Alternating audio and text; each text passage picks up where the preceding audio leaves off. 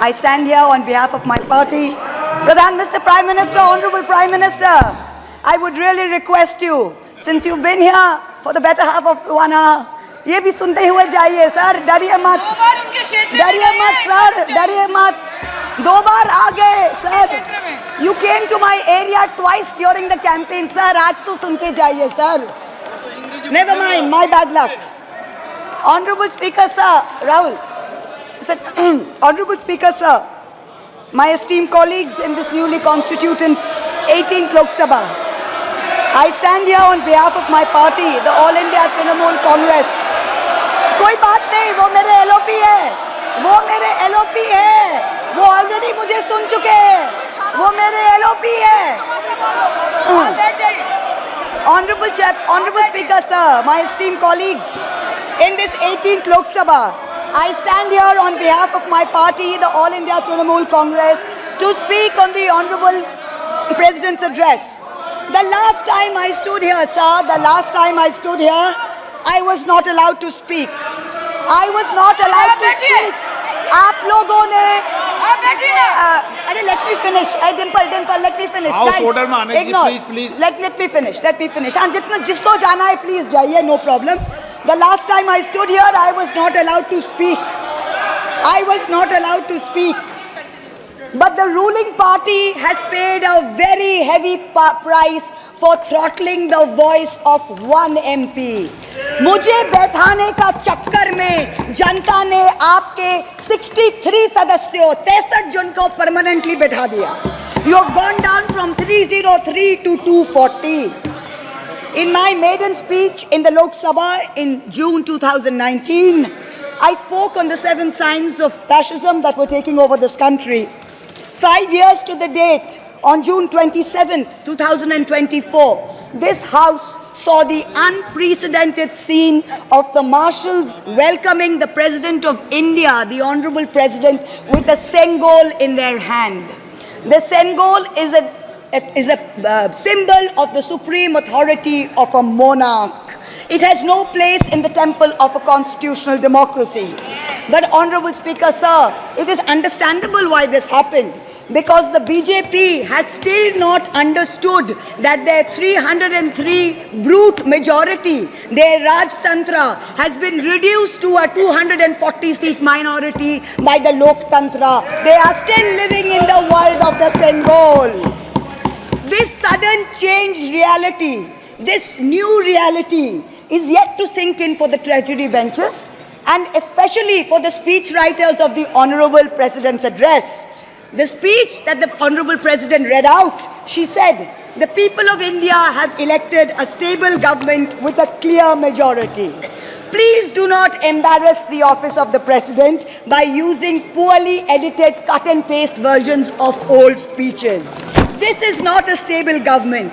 It depends on multiple allies with a history of U-turns. It has not got a simple majority. The BJP is 32 short of 272. It is going to be a very hard landing for the treasury benches, as was obvious today.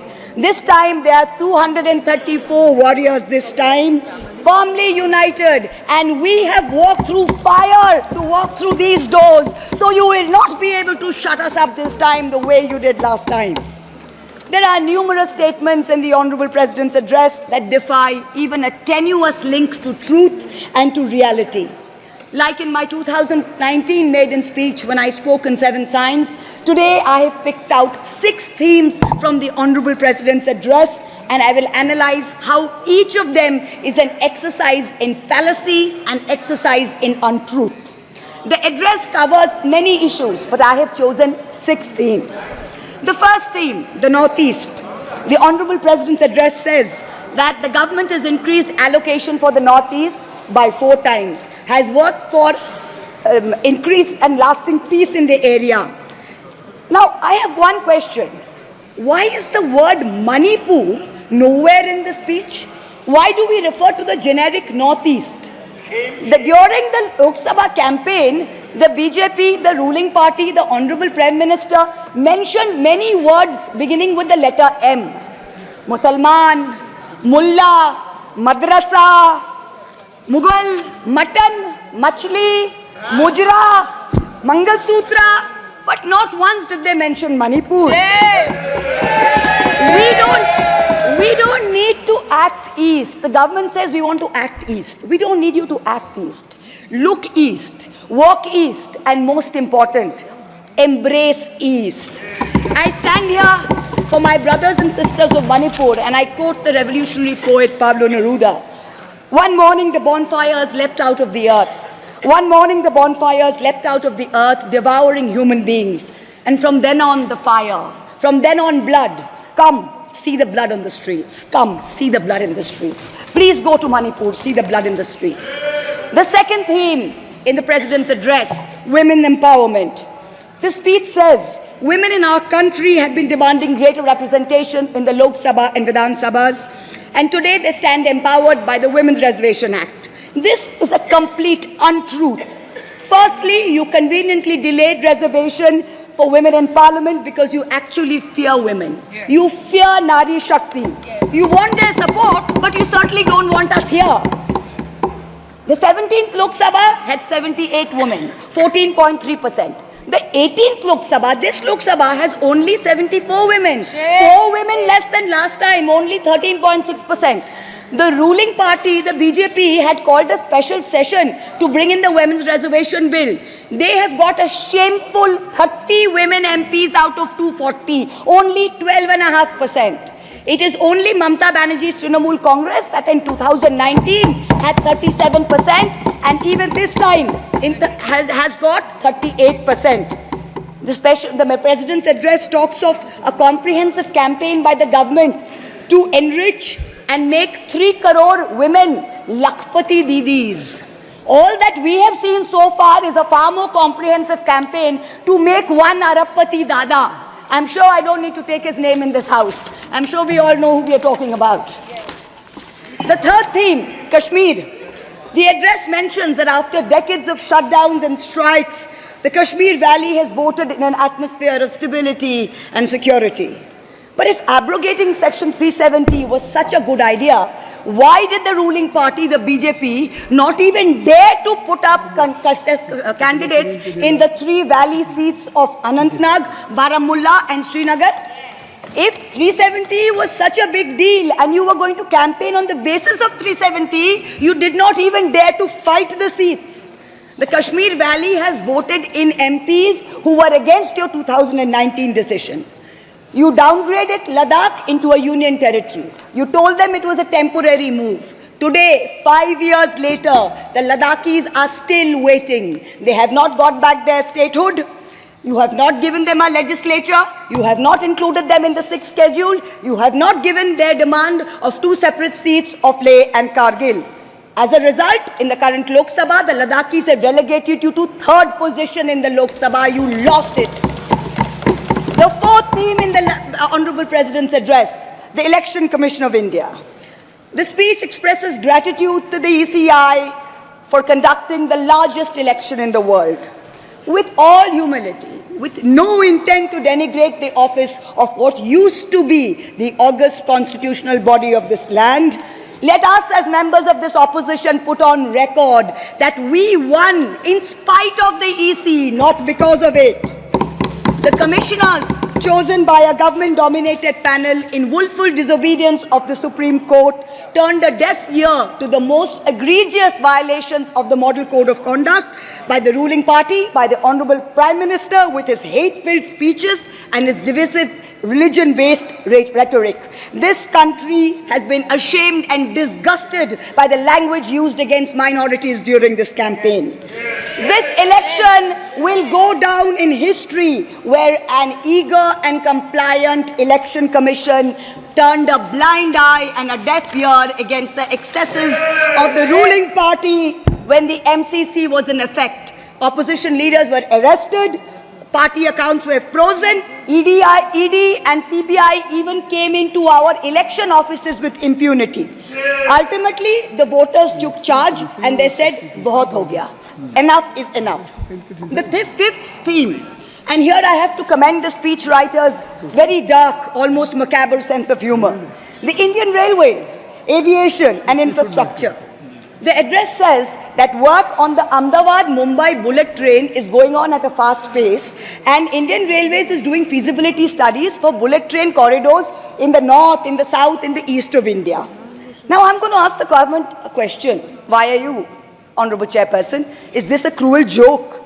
You are sanctioning 1,08,000 crores, 1,08,000 crores for one single Mumbai-Ahmedabad bullet train.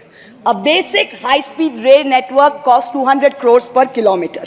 The Indian Railways is touting the Kavach anti-collision system. It's an automatic train protection system as the cheapest in the world, says 50 lakhs per kilometers is the cost. The total rail tracks in India is roughly about 126,000 kilometers. So the cost of covering all of India with Kavach is going to be 63,000 crores. All of India's Kavach costs 63,000, and one single Ahmedabad-Mumbai bullet train costs 1,08,000. Please look at the numbers. Last June in Balasore, 3 trains collided, 296 people died. The ministry said Kavach was not operational on that route.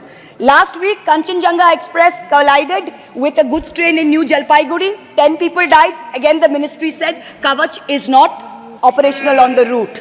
The Economic Times had a survey which said at the current level of funding, it will take 50 years for all of India to be covered under Kavach. And you're telling us about bullet trains. And please don't start shouting about what it was during Nehru's time. We don't know and we don't care. False equivalences cannot take the place of real body bags. The address mentions about how India is apparently the 3rd largest domestic aviation hub of the world. In truth, India's airports have become domestic hazard hubs. First in Jabalpur, then in Delhi, then in Rajkot. Newly constructed airports have canopies falling down, killing people. The newly constructed Rampath in Ayodhya has had 3 cave-ins in the last week.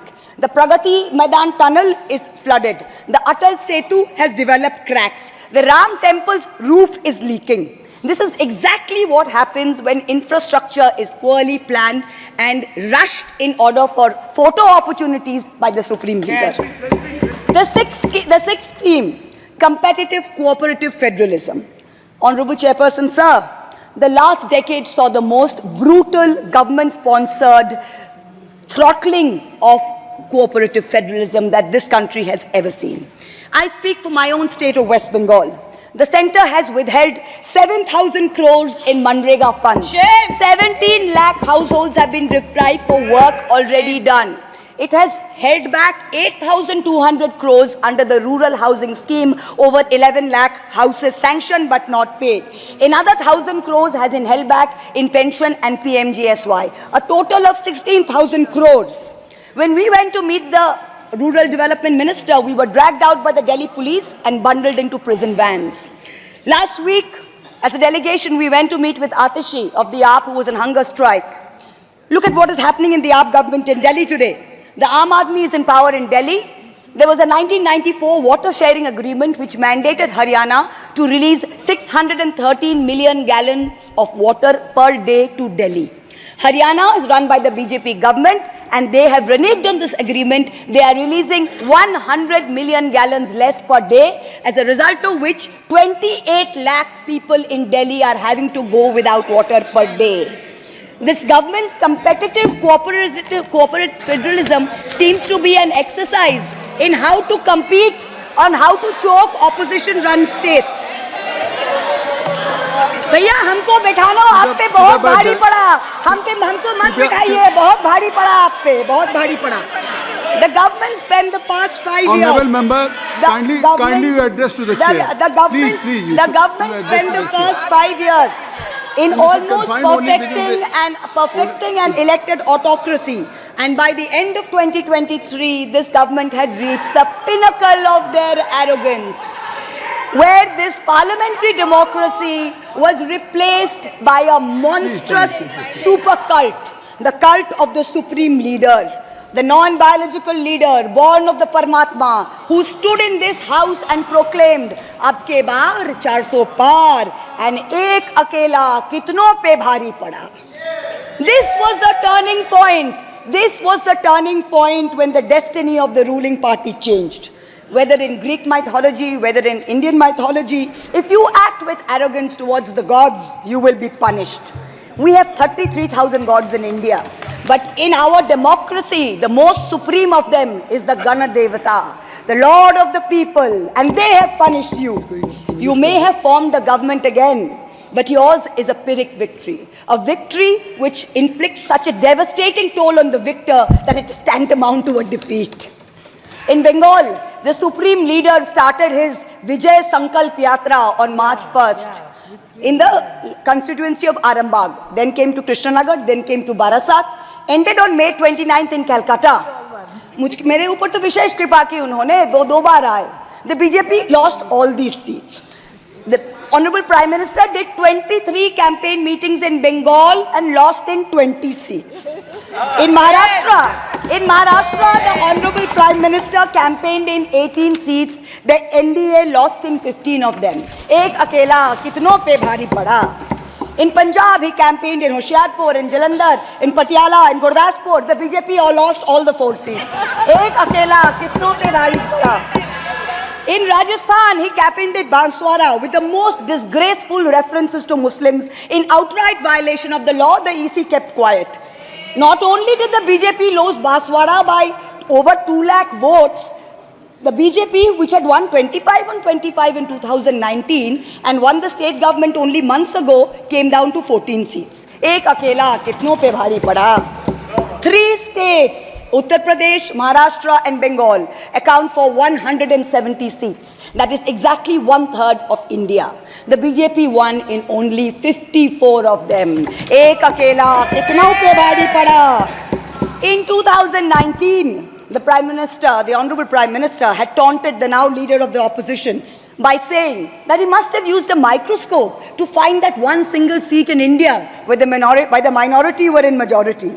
Honorable Chairperson, sir, it is so ironic that today the majority needed no microscope to turn the BJP into a minority. जहाँ भी majority है, वहीं आप ही minority बन गए. आप तो घुस-घुस के मारने वाले थे ना, इस बार तो जनता ने घुस-घुस के मार दिया. The treasury benches have always claimed that the opposition lacked in hard work and in merit. We are all part of a Parivarvad. We are dynasts. Whereas they are proud to be part of a meritocracy. They are proud to be part of a Modi ka Parivar. How ironic is it today that 20 ministers in the union cabinet are dynasts? How ironic is it that the Honorable Prime Minister has to take to social media himself to tell people that no, it is not Modi ka Parivar, it is NDA, the Nitish Naidu Dependent Alliance. In January, the Honorable Prime Minister consecrated the unfinished Ram temple in Ayodhya. He said he was tasked with the divine duty of bringing Ram Lalla home. The Ram Mandir was going to ensure that not only would the BJP cross 400 seats, but that this government would last 1,000 years. The last time in history that we heard of a 1,000-year vision was during the Third Reich. This was the second time that we've heard of it. But then ultimately, Lord Ram said, stop, not in my name. Oti dorpe hoto Lanka. Too much arrogance, too much pride caused you to lose the kingdom of Lanka. The BJP lost in Ayodhya, Faizabad, where the temple is. It lost in Banda Chitrakoot, where Lord Ram meditated. It lost in Shravasti, where the son of the Honorable Prime Minister's ex-secretary said, my father has built the temple, campaigned in his name, you lost there. All the seats around Ayodhya, Basti, Sultanpur, Ambedkar Nagar, the BJP lost. ये तुम लोगों के नाम जपों में पहले सा आराम नहीं. ये तुम लोगों के नाम जपों में पहले सा आराम नहीं. जबरदस्ती के जय श्री राम में सब कुछ है पर राम नहीं. जबरदस्ती के जय श्री राम में सब कुछ है पर राम नहीं. Today in India, there are 2 types of leaders. Those of us who come via the voting machine, and then there are many who come via the washing machine. There are still people who say, wait, you don't know Modi ji. Wait 6 months and see. The BJP will get 300 members. To them I say, no, this will not happen this time. Because every potential turncoat will have to choose between temporary greed of fear and between permanently becoming politically irrelevant. So you can offer you can accept a temporary offer of a ministry, you can accept a temporary settlement of an existing trumped-up CBI or ED case, and you can switch parties. But when you go back to the electorate will punish you. Most turncoats have been punished by the electorate. Also this time, India has very large, solid bloc components. The Congress has 100 seats. SP has 37 seats. Trinamool has 29 seats. DMK has 22 seats. NCP and UPTA have 17 seats. So this is not a ragtag bunch of members that you can lure away. This is a solid bloc. So yes, it's a question of time. But the question is not whether they will get 300. The question is when people will join us and we will cross 272. The ruling party's politics have always been along the lines of religious hate and ethnic divisiveness. But even at the height of their power, when they got 303 seats, 1 out of 2 Hindus had not voted for the BJP. This time, even in their core Hindi heartland, their core voters have deserted them. The Muslims in India, over 250 of them, called infiltrators, called terrorists in the land of their birth, waited silently, patiently, and bided their time. And in one voice during this election, in every state, they stood up and they told the government, and I quote the poet Puneet Sharma, "Hindustan se mera seedha rishta hai. Tum kaun ho be? Tum kaun ho be? Kyun batlau tumko kitna gehra hai?"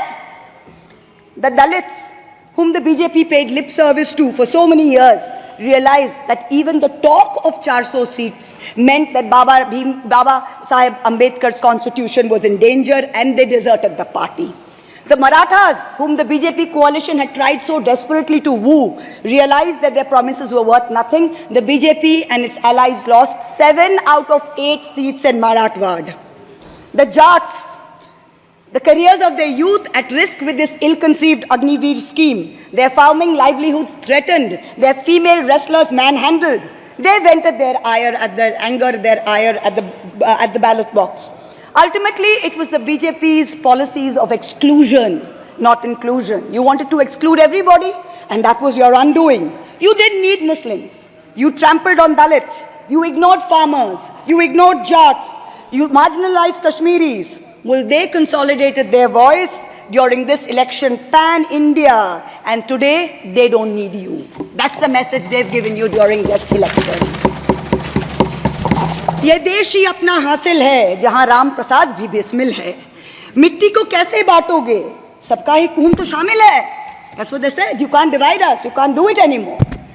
This new India, this new frame of reference is going to be very hard for a lot of interest groups. Perhaps the first casualty is the legacy media. The Godi media was its own worst victim. The brown-nosing TV anchors and online trolls lied, spread fake information, amplified the government's propaganda. So-called psephologists who actually had printing contracts from the government of India were on TV 24/7 acting like the election was a done deal. There was no need for voting. The BJP had already won. Media moguls organized conclaves where they prostrated themselves before the Vishwa Guru. Anchors used staged interviews and set up scripts. In short, the media had lost all credibility. So when you asked the people during surveys which way they voted, they didn't trust you and they didn't tell you the truth, which is why you got it wrong. Ram Kamal Jha, the editor of the Indian Express, remarked that some media owners were so comfortable on their knees that it hurts to stand up.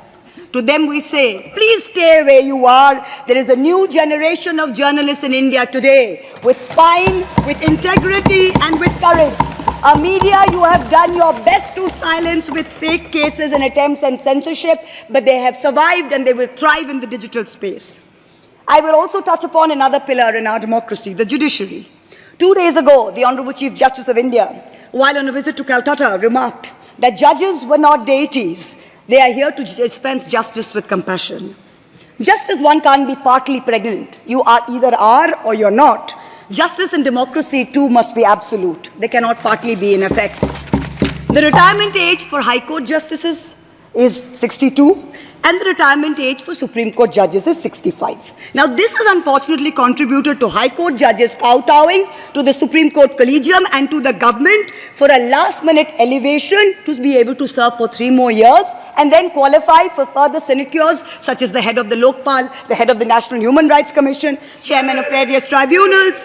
It has come to such a state that opposition leaders framed in politically motivated cases are denied and bail and denied justice simply because judges are even scared to touch their case for fear of offending the government.